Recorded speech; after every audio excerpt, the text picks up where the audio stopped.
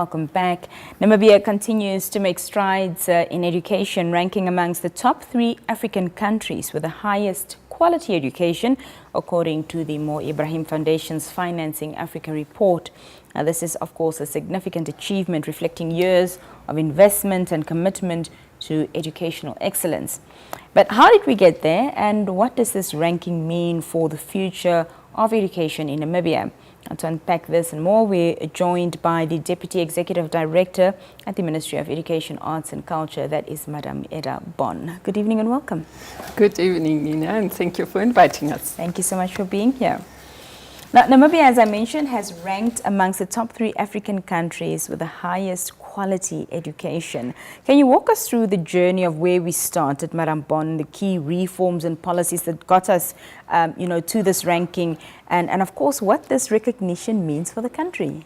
Yeah, I think it really puts Namibia on the worldwide map, on the global map. And we must see it in the context of the pandemic. And then post-pandemic, the entire transforming education movement, which was basically reflecting on what could have been achieved or what was achieved through the health sector in curbing the impact of the pandemic. And then when the call by the UN General Secretary Guterres was emphasizing that for us to meet the goalposts of the SDGs, we must heavily invest and commit towards education, to really not to fall further behind, because prior to the pandemic, it was already noticed that, children do go to school, access is in the top 90s, but then the quality outputs have not been achieved. So that is the context in which we must see this, that there was a call to commit more finances to education in order to achieve the goals set out for education. So that is basically the context, because we know also that the Mo Ibrahim Foundation Financing Africa report is exactly focusing on, government leadership and financing, in this context now education. And over the years, the government of the Republic of Namibia has always committed the largest chunk of national budget to education, seeing education as a priority. So that is how we have built this continuum. Beside the fact that our units also increased, that means that the population has increased. So that also calls for an increased investment. Rightfully, as you say, we've seen that the biggest chunk of our budget annually goes to education, but financial challenges still remain. The report highlights that UNESCO estimates a $97 billion yearly financing deficit for education in low and middle income countries between 2023 and of course 2030.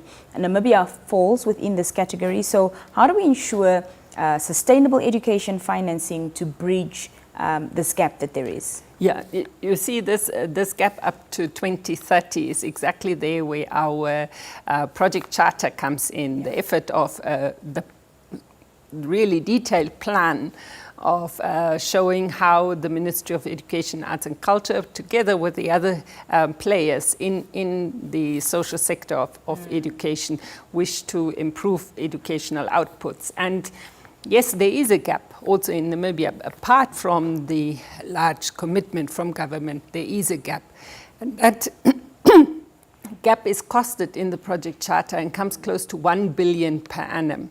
So that is, over the years to come, it is, slightly less than 8 billion. Yeah. So that is then actually the gap. And so the Ministry of Education, Arts and Culture has been proactive in soliciting, partnerships with, friends of education, but also the development partners, the UN agencies, the EU, diplomatic missions. Everybody is actually heeding the call to join hands and to turn the situation around for education to improve the learning outcomes. You mentioned the project charter. I just want you to unpack for us what is, in this charter that is a priority in terms of achieving our SDG 4 as a country. Yeah, the main cost driver, you can say, in the project charter is exactly the biggest backlog, that is infrastructure. So for us, it is with the expansion of the population and the education for all, of course, there is a backlog in infrastructure. We have managed over the years to build more than 1,000, over the last 2 years, more than 1,022 classrooms over a period of 2 years since we have formalized this. But we'll continue annually to expand building classrooms, but the real aim is to build more schools there where they are needed.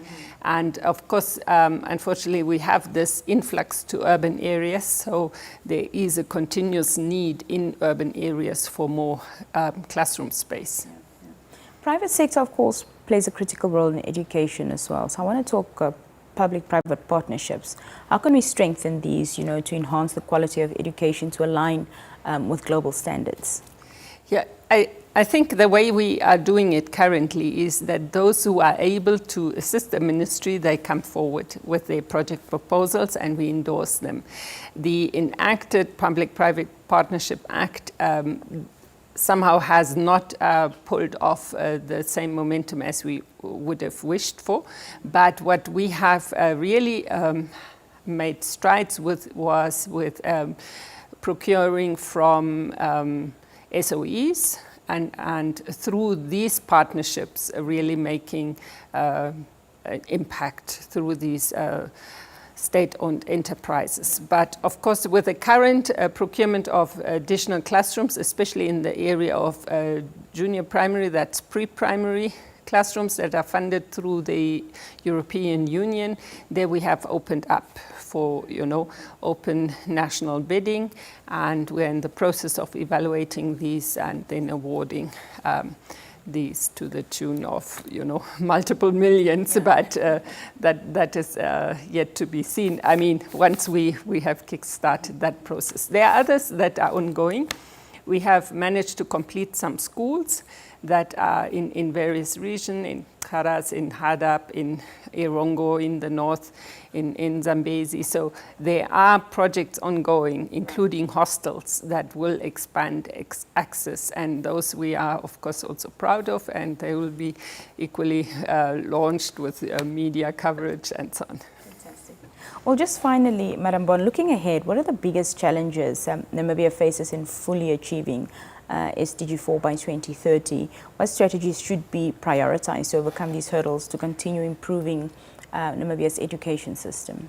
Yeah, I think as we also see the comparison against the Agenda 2063 for the Africa we want is that we all have to work a little harder to gain those quality learning outcomes. So it is tightening these, multi-stakeholder relations and improving them, from community, parents, learners, teachers, school principals, school leadership, regional leadership. We all have to work closely together in order to make a difference. And so, of course, the teaching, we often say the teacher's classroom is this black box where everything is happening, similar to the aeroplanes. Yeah. So that black box, we really have to make sure that quality teaching and learning happens. So that means strengthening the teaching force, and that is what we have worked into our annual plans, the necessary continuous professional development, supporting our teachers. And as per the motto and theme of the year is foundation first and excellence always. So that is where we want to really put in all efforts to consolidate foundational learning, because that is where the problem comes. If early literacy and numeracy is not mastered, then the learning outcomes, lag behind. Yeah. Well, Madam Bohn, thank you so much for joining us this evening and conversating with us. And of course, kudos to Namibia for this ranking. Yeah, thank you so much. Thank you. We'll be right back after this brief break. Our conversation continues. Do stay with us.